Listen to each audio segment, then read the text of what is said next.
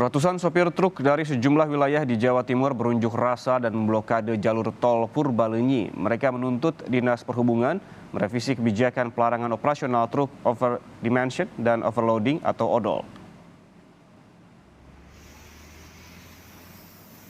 Para sopir truk ini nekat memarkir kendaraan mereka dan menutupi ruas tol Cipularang arah Jakarta sejak sore. Pihak kepolisian Polres Cimahi dan Polda Jawa Barat pun berupaya berdialog dengan para sopir truk. Ratusan sopir menuntut aturan batas muatan truk dihapus. Mereka juga meminta aparat mengusut praktik pungli yang kerap menyulitkan sopir truk.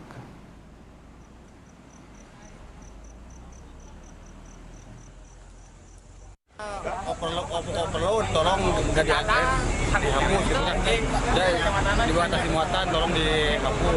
Kedua, juga sering ada pungli. Gitu. Punglinya dari siapa? Sebelumnya di Surabaya, 750 sopir ini berunjuk rasa dengan memarkir truknya di depan kantor Dinas Perhubungan Jawa Timur. Mereka meminta Dinas Perhubungan untuk merevisi kebijakan pelarangan dan pembatasan truk odol karena dinilai tidak adil bagi sopir. Para sopir truk juga meminta penyesuaian tarif logistik jika aturan ini diberlakukan. Akibat unjuk rasa, Bundaran Waru dan Jalan Ahmad Yani Surabaya macet total.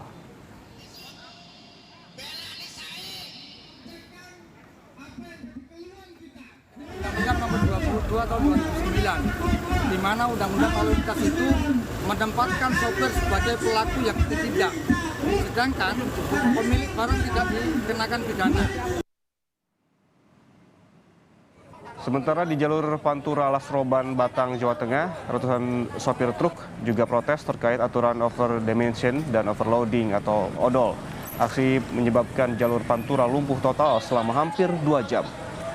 Seusai menemui demonstran, Kepala Dinas Perhubungan Batang, Murdiono menyatakan akan menampung keluhan sebagai bahan evaluasi.